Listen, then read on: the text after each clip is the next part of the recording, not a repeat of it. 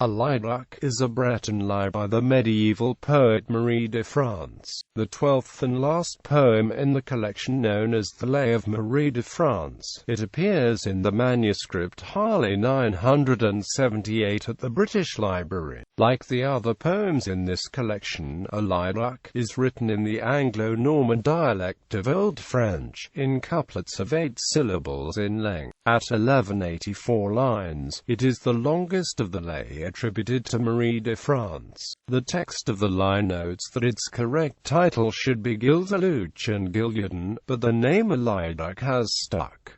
Plot summary. Eliduc tells the story of a knight named Eliduc who lives in Brittany. Because he is very loyal to the king, Eliduc is given many gifts and responsibilities. Jealous of the preferential treatment Eliduc receives at court, some of the other knights slander him to the king. The king banishes Eliduc from his presence with no explanation. Disappointed, Eliduc decides to leave Brittany and go to Logres. He leaves his faithful wife, Eliduc, in charge of his lands while he is abroad.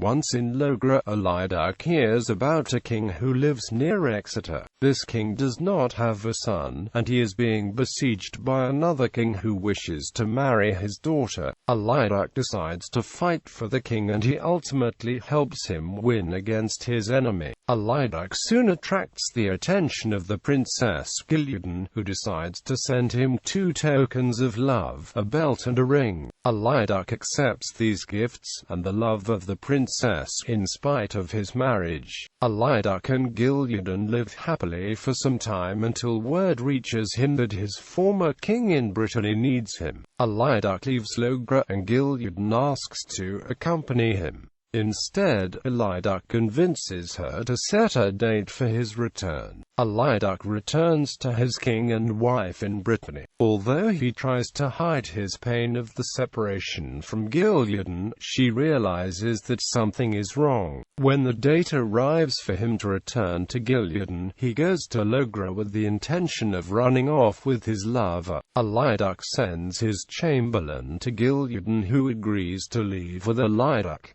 Once the boat leaves port, however, a tempest begins to rage. One of the sailors blames Eliduc and Gillian and finally learns that Eliduc has a wife in Brittany.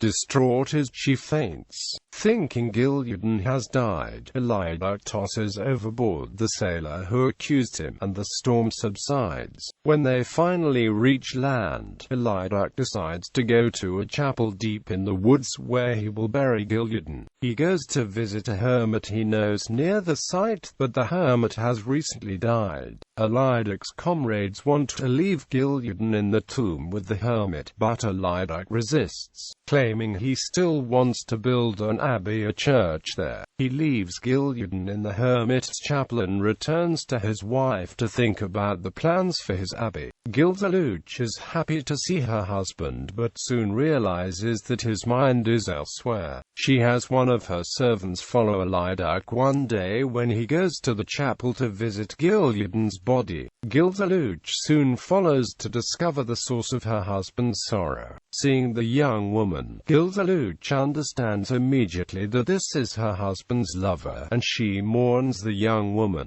2 weasels run into the chapel. When the servant kills one of the weasels, the other one runs into the forest to find a magical flower that revives him. Seeing this, Eliduc takes the flower from the weasel and uses it to heal Gillian. Not knowing that the woman she sees is Eliduc's wife, Gillian immediately explains her story, confessing that she did not know that Eliduc was married. Eliduc reveals her identity and forgives Gillian. The 2 women return to Eliduc, who is overwhelmed with joy at the sight of his lover. Noticing this, Eliduc generously decides to become the abbess of Eliduc's proposed abbey in the forest and frees Eliduc of his marital bond. Eliduc goes on to marry Gillian and lives happily for many years. Later in life, Gillian enters into the convent of Eliduc's first wife, and Eliduc himself enters into a monastery. All 3 serve God for the rest of their lives.